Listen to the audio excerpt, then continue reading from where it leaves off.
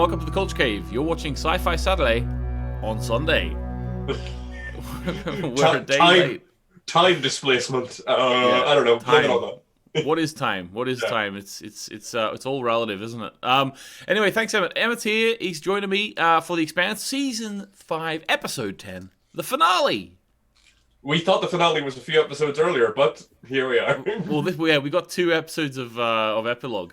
But yeah, no, it's called Nemesis Games, which I'm pretty sure is the name of the 5th book. I think that's what they do on the last episode of the season, something like that. I'm speaking from a position of ignorance there, but I'm just really excited. Now, maybe in the next week or two, at some point, we'll have a chat about what we think season 6 is going to look like. We'll do like a sort of predictions, sort of looking forward to that. Maybe there'll be a little bit of that in this video too. But for now, this is the only last Expanse video for season 5. I'm going to promise you, but we might get a season 6 video up in the next few weeks as well. We'll see what happens.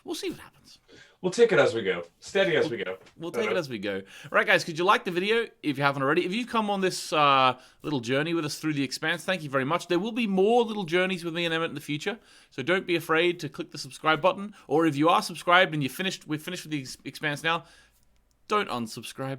You know, there will be more Expanse stuff in the future. There'll be more stuff that you're interested in. Tell us in the comments what you would like to see us cover. Okay, that'd be great if you could. All right, we also both want to read the books, so maybe we'll do something with that in the future as well. We sort of got some loose plans around that idea. We just don't quite know how that would work on a weekly basis.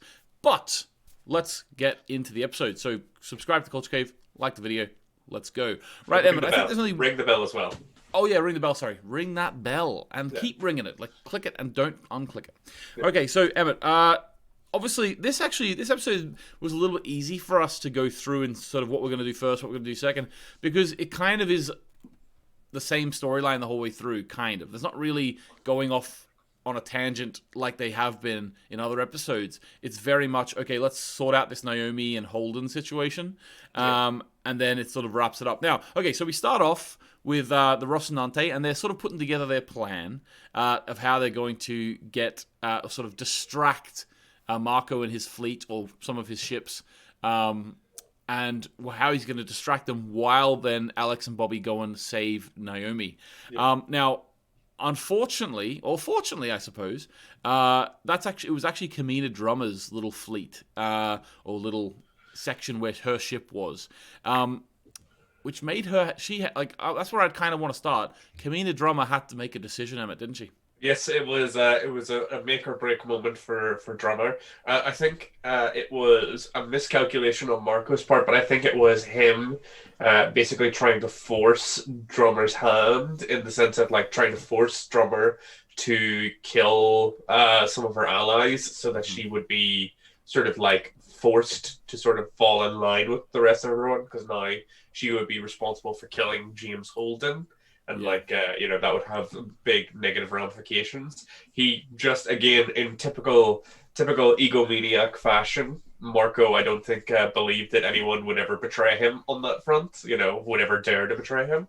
But we've seen, obviously, the Drummer finding out that Naomi is potentially alive, and finding out that she's going to attack Holden rubbed her up the wrong way, and she had to make a choice on where her loyalties lay. And lucky for Holden, her loyalties laid with her longtime friends.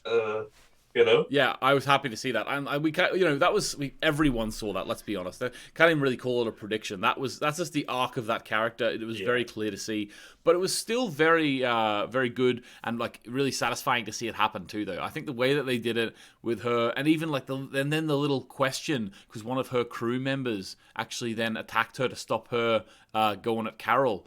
Yeah. So there was a question there whether she was going to be successful in that attempt to stop them firing on the Rocinante or not. It ended up they were successful, which was good. It turned into a bit of a Martian standoff, we'll call it, in the sense of so she knocked out Marco's lieutenant and ended up. I think was it her that knocked her out and ended up killing her, and then her crewmate attacked her, and then the other girl of her crew attacked him, and then everyone's pointing guns at each other and stuff, and like they're like nobody moved. It's like the three people with the guns like at each other. Yeah, Martian standoff. But I enjoy the way it happened. I like that. Then after that, we're skipping ahead a bit, but we have to do it for this little part of the storyline. I liked after that it caused so much tension in there that even Drummer's like partner, who seems like is her romantic partner anyway. I don't know if they were fully public with their relationship, but it seemed like they might have been in their own crew.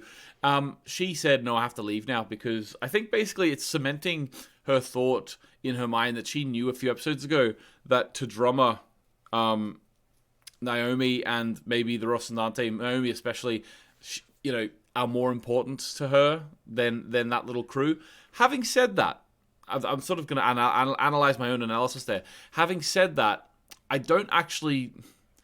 I think that's what she thinks, like the partner, but I don't think that that's how Drummer actually feels. It's just that in that moment, she had to step up to stop Naomi dying. If the roles were reversed, she would have done the same thing for this other woman too. That's what I think. It's very possible. I think maybe Drummer has some unrequited love for Naomi a little bit. Possibly. Yeah, there might be a little bit of that there. Again, it was like this tearing up the film, and I think their relationship was public in the crew. It's just their crew seemed to be like we've seen like a low-key orgy with them at one point in that ship, basically, where everyone was sort of like half fucking each other in the thing. So. Again, I think they're just on Belter ships. Maybe things are a bit more free love. I don't know. Yeah. Fair play to them, On that Belter ship, anyway. Yeah, exactly. And then we've seen like the crew dividing, being like, I'm going, I'm staying. So. Yeah, so I really do wonder, like, is the Kamina just properly on the run now? Because it doesn't I think based on what happens at the end of the episode, which we'll get into later, it doesn't seem like Marco's going to be after her immediately. Do you know what I mean? So we'll see what happens there.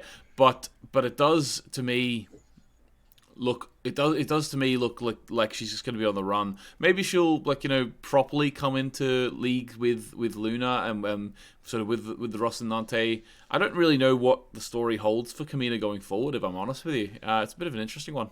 Yeah, I think it's going to be like in the same way that like Holden sort of talks about it at the end of the episode. Like they don't really want to be involved with this war, but there's no way of not being involved at this stage. It sort of involves everybody. So I think by necessity, she'll end up probably linking in a lot more with the Rocinante crew and such. Probably being their connection to the Belters who aren't or are less willing to align with Marco. Because obviously we've lost Fred, we've lost a lot of leaders in the belt at this stage. Kamina Drummer has been like a second in command for a lot of people.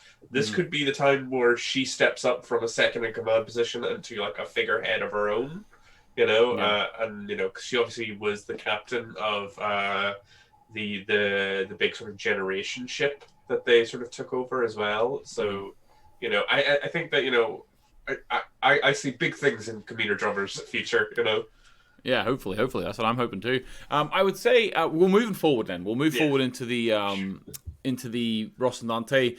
Sort of the same area. We don't too much talk about the actual Rocinante because they're just like firing everyone and all sort of thing. Yeah. But one moment I really liked was when James Holden put Bull in his place because Bull was mentioning the skinnies. And I thought, and James Holden was like, let's leave that crap out. Leave that crap out. I know where you. I know you're hyped up for the battle and you're upset about Fred, but don't fucking use that language, Yeah, leave that crap out. And to be honest with you, like we've all been in situations where someone in a social context or even in a professional context is making comments that they shouldn't be making. And I'm not, not to get into specifics, but it takes a lot of courage to just be like to that person. And I know Holden's like the captain of the Rocinante and he's blah blah blah blah blah, but still, it still takes a certain amount of courage to be like, just stop.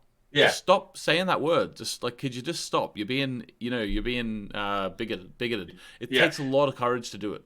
I also enjoy them using. This is going to sound bad and out of context.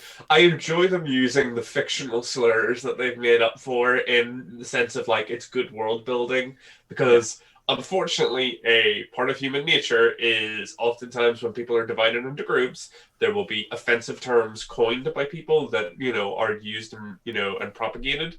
So one, hearing it, and then two, having Holden call out Bull for doing so.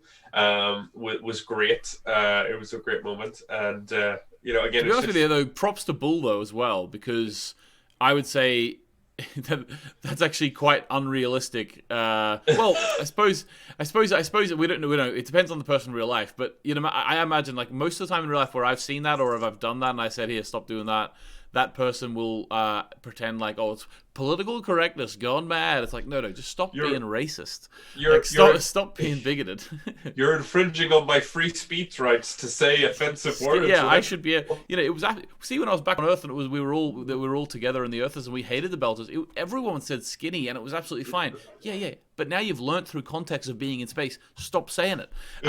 Stop it. It's like they are people to stop dehumanizing them. Yeah, but to be fair to Bull, he corrected himself. Like he went to say it again, and he did correct himself. Yeah. Now I don't know if he's going to be corrected forever, but at least he doesn't say it around Jim Holden anymore because he actually respects that order.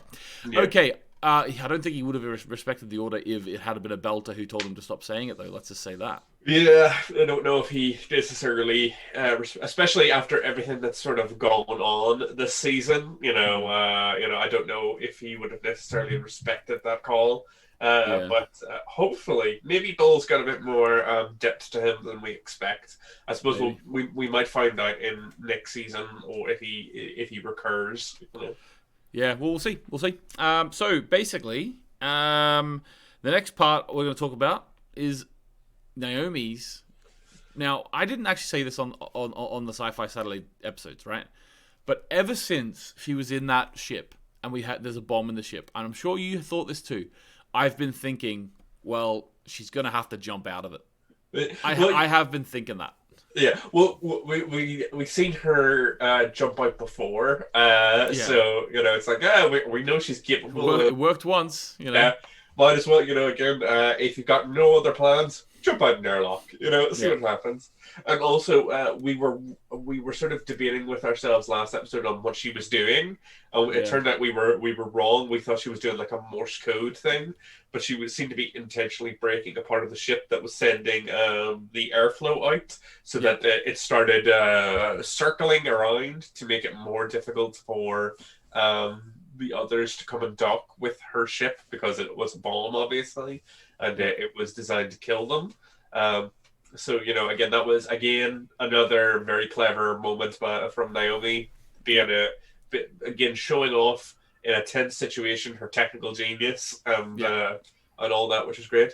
And then, again, another cool moment of her leaping out, and what did Alex call it? The Belter hand signals or something like that. She was doing like sign language, Belter hand signals. Yeah, Belter hand signals to like warn them about the fact that it was a bomb. Yeah. And then Bobby had a suit, which was good. She could just fly out in her suit. Bobby Draper, she's been waiting in the wings most of the season, and then she got to do another cool thing. I'm very hyped about that. I've got her. Interestingly, when they were out in space and coming back saying, "Get the medevac ready," when they got back, Alex was dead. He had a stroke from the high G medicine or high G burns that they were doing. It's a risk that they all take, apparently. Now, someone in the comments earlier in the season had let me know that the actor who plays Alex, Kassanvar, has had a bit of basically. Apparently, there's some Me Too stuff going on there. I personally haven't actually even looked in to what he's been accused of or what he's done. Having said that, if there's credibility, I would imagine if there's credibility to these, there must be credibility to these allegations, because he's basically been dropped from the show. It seems. And I always lean on the thing of trusting the victims, if you know what I mean, the supposed victims. Oh yeah, of course you have to do that. Yeah, you have to. Like, I'm sure. Like, obviously, it's always going to be a couple of percent where it is an incorrect allegation, but it's one of those. It's one of those things. It's a whole hot debate we're not going to get into now. Having said that, if the studio's gone as far as to drop him, there has to be something to the allegations. There has to be. So I would say it's very interesting the way they've done it. To be honest with you, Emmett, if I didn't know that happened. And I was completely in my own bubble, and I was just watching the show. It doesn't not make sense what happened. You know, it is a. It doesn't feel like, oh, they had to kill him off. It didn't feel like that to me. They had been building up, and they did mention earlier in the episode when he was still there. Like they did mention, that they mentioned like, oh, we can't survive another thing because we've had so much of the juice in us already. Yeah. Like they did mention that, so it didn't come out of nowhere. I do think that. I mean, I would be interested to know whether there was any involvement from Cass Anvar after those allegations at all. Like, did he come in and do a line read, or did he come in because there was clearly reshoots done. Yeah, there was some like. Once you're aware of the fact that he was obviously leaving, you can see some of the rough edges when it comes to some of the editing on that part of the episode. But yeah, and I imagine they probably just took some of the footage that they had of him and just sort of reworked it a little bit, rather than like brought him back in. They have 5 seasons worth of stuff of him, so I'm sure they have a decent amount to work with. It was just the line read where he said that was a hell of a ride or whatever. Yeah. I was like, the way he said it fit the moment perfectly. I was like, did they get him to just do a line read, or did they maybe just take that from a take of something else from the last 5 seasons? Yeah, they might have taken it from a take, or they might have edited one of the like changed the audio slightly on like a previous clip to sort of like maybe slow it down and stuff. I'd have to look into that element of it, but it was, and like again, like you said, like if you weren't necessarily aware of the fact that he was being killed off because of the whole actor situation, you could it would be a kind of shocking and surprising death, but it wouldn't necessarily be out of place in the Expanse. We've definitely had some deaths that have blindsided us in the show before, so it wouldn't have been. Yeah, and exactly. And I will say about it that I think that the way that they did it and the reshoots that they did. So the reshoots, they clearly did reshoots where the first conversation between Jim and Naomi, when she's on the medical thing, and they're talking about he's going to get the full military send off and all this. They're talking about the fact that he died. That was clearly a reshoot. Unless it came out, I would imagine. I think it came out after they finished filming, so I think it was a reshoot. And then later on, when they're talking about, he's talking to Naomi, and Naomi saying about, basically, he died for me, like he died to save me, And I thought to myself, okay, obviously the situation we're in is terrible. Yeah. And yes, whenever everything's settled and done, we'll judge Cass Anvar for that. Having said that, I like the way they gave the character a respectful send-off. Yeah, no, it is one of those situations of oftentimes with actors, there is the issue of like the character is separate to the actor to a certain extent. So it is good that they gave the character an honorable send-off, because, Alex didn't do any of that sort of stuff. Yeah. And they give him like a pretty peaceful and nice that he died saving his friend. He died in kind of a mostly quick way. Like it wasn't like a prolonged and suffering, and there was a tragic aspect to it, because obviously earlier in the season there was a lot of him trying to reconnect with his family and finding a lot of roadblocks on that front. So there is now a tragic aspect of it. Like just when he was starting to maybe rebuild some of those bridges, his life was tragically cut short saving his friend. So there's some good pathos there, some good sort of like character moments, especially when Amos finally gets back on the ship, and like they're all having a sort of a quiet moment about Alex and such, and like you can feel that the character is missed and is going to be missed by the other characters. They're not going to I hope going forward into season 6 they don't like ignore the existence of Alex. I want it to be like a situation where Alex the character is still respected, even if we don't necessarily show the actor anymore. You know? Yeah, I would agree with that. Also, but moving on into the next season, like Emmett and I obviously are assuming, and I think it's pretty clear from the show, but we're assuming that Alex didn't die in the book here. If he did, let us know. Actually, don't let us know because we're going to read the books. Yeah. Keep it to Well, yourself. that'll be a real big surprise if he does die there. Yeah. But I will say that I know this from the books. I don't know anything from the books, but I know this fact about the book's style. Certain characters come and go into the storyline, right? So I think that Bobby Draper comes and goes into the storyline. As far as I'm aware, I haven't read it, obviously. I don't know why she does that, but I think there's an element of Bobby Draper going in and out of the storyline. So my thought is, what if Bobby Draper didn't actually have much to do in the 6th book, and now they can just have her replace Alex's role? Do you know what I mean? Well, that's the dream for us, isn't it? Having Bobby Draper about more. She can fly the Rocinante, can't she? Yeah, she can do it. And also, like, how can you not? If you got like a Martian Marine or an ex-Martian Marine about, you might as well use them. I would be very excited if Bobby Draper joined the Rocinante crew. Obviously, at the end of the episode, we did get a new addition to the crew.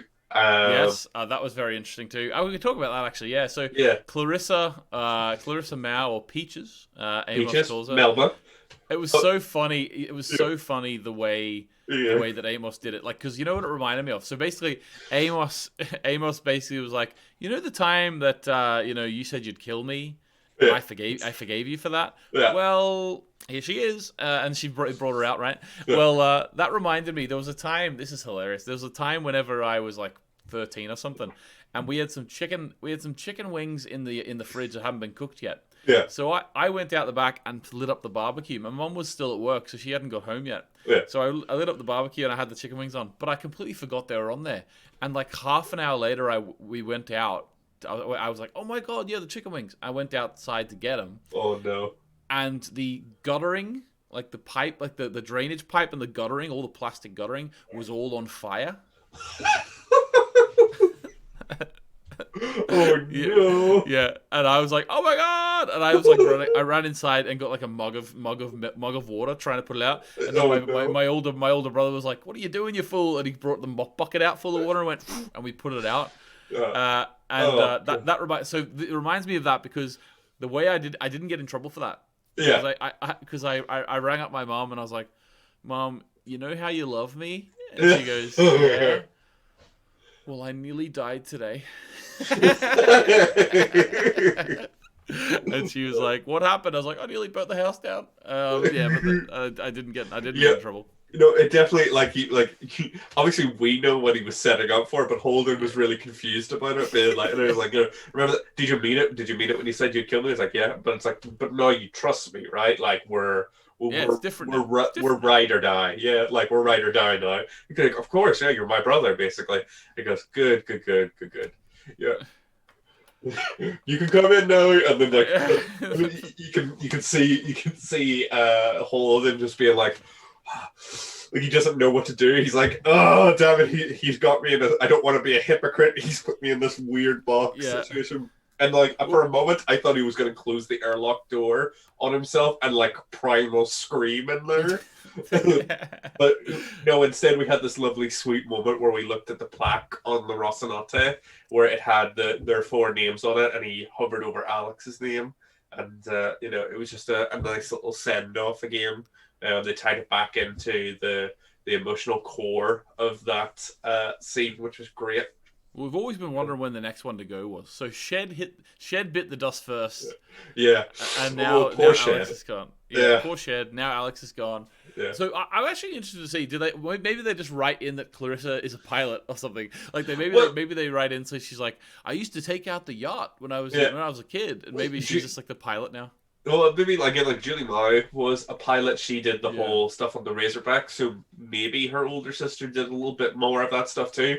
And it might have just been one of those situations of Julie was just better at it. So again, Clarissa's inferiority complex with her dad probably played into it. Again, it could be very easily sort of added in. I wouldn't necessarily argue with that. I'm happy that Clarissa is sort of been added on to the crew. I dig that. I think there's some good character stuff to come out of there.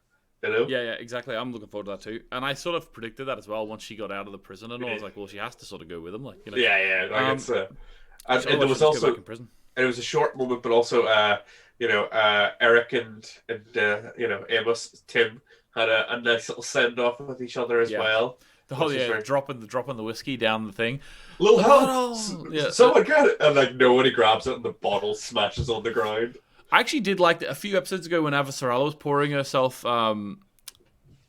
whiskey and she was like tapping it and all. I was like, when I was first watched that, I forgot they were on Luna. I thought they were in a spaceship, and I was like, that is not zero gravity. Yeah. It's like, oh no, they're actually on Luna, so it's slightly different. Yeah, it's not zero gravity; it's very low gravity. It's like one gravity. Yeah, it's like it's nice little touches. I like that stuff where like I should say a 10th gravity, because I know 1G is Earth's gravity. Yeah, so it's like a 10th of that. So like you see little moments like that with people pouring drinks, and the fact that people seem to be walking around in the boots that keep them sort of locked on the ground and such. So like again, lovely little touches there from. That is nonsense. Like, to be honest with you, like the Expanse tries to be realistic as much as possible, but it is a bit nonsense that when you put boots on, your hair doesn't float around anymore. Like I've always thought that was nonsense. To be honest with you, it's just everyone has very strong hairspray in the future. It keeps your hair exactly where it needs to be. Yeah, exactly. Well, that's just given. Okay, so they're all on Luna now. They've sort of got together, but also that they're having like a little party. Avasarala is like sort of, she's in it. She's sort of given a little speech saying this is what will bring us together. How we'll win. The fact that we have Belters, Earthers, and Martians all together working together. This is how we're going to win. Yeah. So, which I thought was a nice thing. And the interesting part is when she said that's what Marco's afraid of. It's like, yeah, that's correct. That is what Marco's afraid of. And I find it really interesting that Earth is the one that is sort of the multicultural, mixing of thing. It makes sense because in my mind, like the easy way to go would for the metaphor of this show now, the political metaphor, would be to make Earth, like the Western world, and therefore. The idea would be that there's always people even within the Western world who are fighting against that mixing of cultures. Yeah. But the idea that the Earth is the one that actually has the mix of cultures, and the sort of is like the Belter. The Belters are the ones who are like, no, we need like the Belters need to be strong. It's a really interesting take on it. I don't really know how I feel about it yet, but it's interesting. Well, again, after what happened with the asteroids, I think we could see in season 6 like an Earther extremist group appear from that as well. Yeah. That could easily sort of erupt. But yeah, no, again, like with Marco and stuff, it's that idea that like nationalism or systemism taken to like its extreme of like being willing to cause all this sort of chaos and stuff just for your idea of your nation is very dangerous and toxic. We see how it affects Marco and Philip and the rest of the crew and stuff, that they're willing to fight, kill, and die for this idea of a nation. Yeah. When there is other options potentially, but they're not willing to sort of recognize them. And unfortunately, obviously, Marco's not going anywhere anytime soon. He's a powerful and charismatic figure, and but maybe, like we said, maybe Drummer will step up and be part of this alliance between the Earth, Mars, and the Belt to stand against Marco. Well, that'd be cool. Stand against Marco, and unfortunately, Avasarala was maybe a little bit on the nose when she said that people needed to work together because as Marco and his people were approaching the ring gate, we did in fact see that there is a little bit of unity going on. There actually is, yes. Yeah, not the unity that we were maybe hoping for, or that Avasarala was hoping for, but definitely what Marco wanted, where as they're fighting the Earther ships to get into the belt, suddenly, like they hit them first with an asteroid belt, like barrage, and then come in that way. And then you think that the Earth ships are maybe going to be able to fight back, but then coming out of the ring gate, we see the Martian ships calling back to that general's lecture at the beginning of the season, where he was talking about being inside the ring gate. you can control Admiral it. Servitor. Yes, Yeah. Servitor, and like his ships come out and they just decimate the Earth ships from behind. It's a double-sided attack, and an attack from two fronts, and the Earth ships are just wiped out. Yeah. And It's really interesting. Like, and the thing is, like, we were debating, like, or not debating, we were discussing throughout the season. What's the point of this Admiral Serviteur? Is it just an arms deal? Is it just like they're trying to enrich themselves through selling things to the Belters? I always had a feeling underneath that there seemed to be a group of Martians who were sort of breaking away from Mars. I think they're breaking away now. I think like they were talking in much more sort of hardline rules. It's kind of like, to me, it's like they're trying to go for the idea of where like communism in the past has gone wrong, in that people it's not working as well as it should be, and then all of a sudden a leader will come out and say, no, we need to do this, we need to do this, we need to do this, and then it's sort of, it's no longer what it was, and it's just complete. It's just like, basically, this guy's going to be a dictator now. And I think I'm interested to see where that goes. So obviously he's going through the ring gates. It seems like he's going to go and create his own like community. Yeah. I would assume now they're going to come back at some point. Is it going to be next season? Or is it going to be further down the line? Don't know. I think Saboteur wants to like definitely control the traffic in and out of the ring, because again they were talking about the fact that if you hold the interior of the ring, you can control who goes where and when. So like I think that's his intention, for them to hold that position so that they can control where Marco goes, where Earth goes, and like they can. I agree with that, but also he did say when we get to the planet they're going to, we're going to have harsher rules. You can't wear your bracelet anymore. Yeah. They've got the huge, like, it looks like they've got a huge alien ship that they're trying to get working. Yeah. That was really weird. Yeah, well, again, we saw, because obviously James Holden had spoke about the weird shadows and stuff, and we see, it seems like maybe they've found a way of working or tapping into that stuff as well, because they were sort of going through the ring gate and you could see all those dark shadows like moving around them and the like. And then we also seen the footage of our old friend, what was his name, the crazy guy who works on the or the guy who had his empathy removed by I can't remember his name. We've seen the him scientist. and we've seen him obviously doing some freaky stuff as well, So I think he's doing some freaky stuff with that big, and they're getting they're getting the proto molecule now, and they're going to try and turn it on. Are we literally going down this route where we're going to have like this break off Martian dictatorship faction who are going to have alien technology coming back into the solar system and just taking it over? Very possible. Again, like it does cool. seem to be a military dictatorship in the sense of everyone is following charismatic leader on this front, and it looks like because obviously we spent a lot of the season focusing on Marco, but obviously there's always been little hints, like James Holden speaking about the weird shadows and the stuff from last season as well, with the girl that fell through the portal a little bit as well. That's right. Yeah. So like, because we've been so focused on it's a recurring thing in the Expanse, I think, because we're so focused on the current conflict, we're blindsided by the thing that's bubbling in the background a little bit, and that's what's happened. And it turns out that these issues are a little bit more linked than we maybe that the characters maybe wanted to expect. And I think so much often his forces are going to be big players on that front because of their connection there. Definitely. Okay, so I think the only thing we have left to talk about is the little moment between Marco and Philip, where Philip seems there's a few shots of Philip close up where he's got a certain face on him that I don't know if he actually has fully bent to his father or not. Maybe he has. But there's still a question mark there for me. Maybe I'm reading too much into it there, and maybe we're meant to now believe he's fully on his father's side. He has no more emotion. I also got a little sense that maybe he's just biding his time now. You know what I mean? I think he's playing the role of little soldier. If you mean look, good little soldier falling in line, I think he's trying.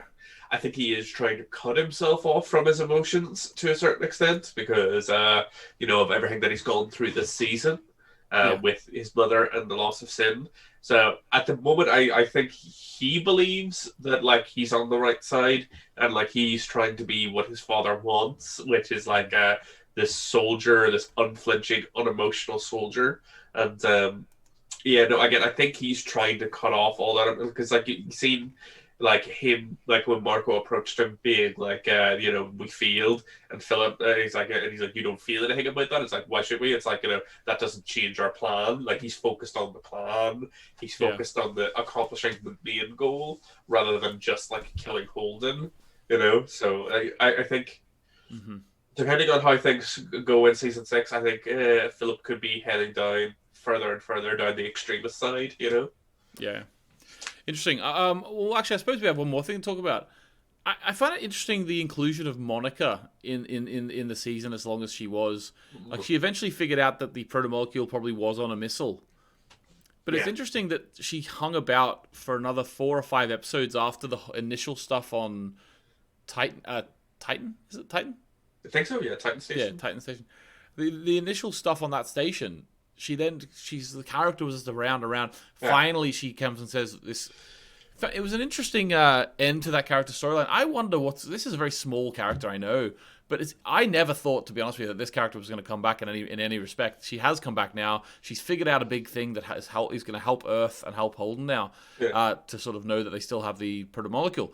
But interesting. What do you think about this character? Is this the end of her now? Is she not going to be on? Is she just not going to be in it anymore? Maybe she'll just stay on Uh, Luna. no, I think she'll be about because she's chasing the story a lot, and Yeah, she's got ties now with Holden and the like, and I think she'll want to use that. I would like her to reappear because I quite like her.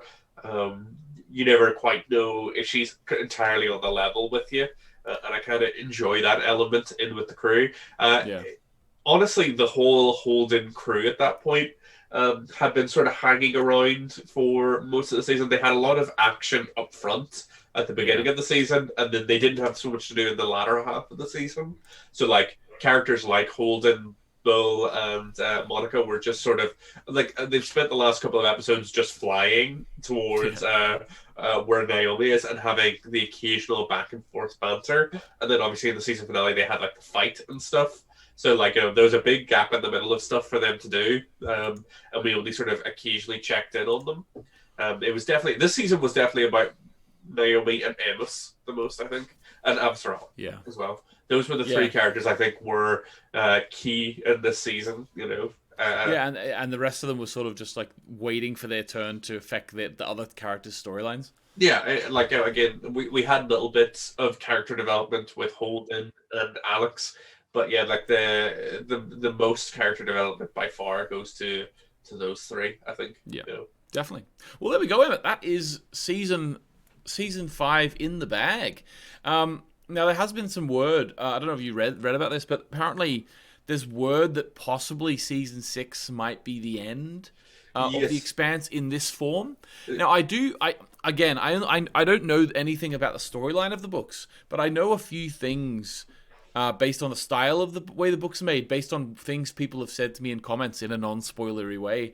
And I know that there's a little bit of a time jump between book 6 and book 7, which makes me think that maybe they're going to stop here and come back later, or maybe it's not really cancelled, or I don't know. You wouldn't really call it a cancelling, I suppose. I'm not sure what they're going to do. Yeah, with novels and such, you have a lot more freedom to do time skips and like move around timelines and stuff like that.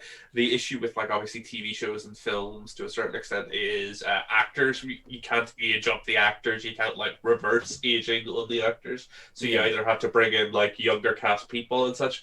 So like I think we had talked about this off camera at one stage with with regards to season 6. If that's where they decide to tie it up, that's fair enough. We'll have the books to sort of call upon hmm, to read the continued story. But yeah, you always run into the difficulty of like when you change the cast up entirely, that it can really turn off a fan base who's grown. You develop quite strong parasocial relationships with the fictional characters and the actors. So when you lose a load of them and they get replaced, it can sometimes yeah. have a negative effect. I think it's kind Example, of happened to the Crown in the latest season. Yeah, well, that I haven't watched The Crown, but I've heard some people obviously talk about that. But like also like things like Scrubs, the ninth season, where like most of the characters were switched out. The Saved by the Bell, like you see this a lot, where like with the cast all gets switched out, and you Yeah, know because people have these strong parasocial ties to the original cast, they react quite negatively to the idea of losing them. As a avid Doctor Who fan, I have just learned that change is a constant, and if the show remains yeah. good, enjoy it that way. Yeah, well, fair enough. I think we'll leave our season 6 ideas and predictions for possibly another video in a few weeks. We'll We'll not have some time to stew on it, and then Yeah, I think we should need to have some time to stew on it. Yeah. But yeah, there you go, guys. Thanks very much for coming on this journey with us, because we've really enjoyed covering this week to week. As I say, I appreciate the people who watch these videos, because we're not like scampering to put it up on the Wednesday when the episode's released. Like, we both have lives, and we're sort of doing this because we like talking to each other. We're good friends, and we're having fun. So if you want to listen to us talk, that's great for us. We're not gonna just scamper to get it up. If we cover a show that comes out on a Friday or a Saturday, then I suppose we'll get it up early. But apart from that, we just try and get it up when we can, and have fun talking about it. So thanks very much if you do follow along with us, because I know some people, by the time the weekend comes, if you watch a show on Wednesday, by the time the weekend comes, they're not thinking about it anymore. But we're getting those true Expanse fans, Emmett. We're getting the true ones, the deep Expanse fans. The belters, we're getting the belters out there, Yeah, exactly. Don't call them skinnies. Right, Nope. okay. Thanks very much for coming with us, guys. We'll be back next week. We're not sure what we're going to do yet, but you'll see us next week. We don't really have a show we've lined up next, so we're just going to do one-off videos for a while, but we'll still, you'll still get us. Hit us in the comments again if there is any shows that you would be desperate for us to cover. Yep, old or new, we don't mind. So yeah, let us know. Until the next time, subscribe, like the video. What else can I tell you to do? Comment. Yeah, make sure you do that. Thanks very much for watching. Bye-bye from me.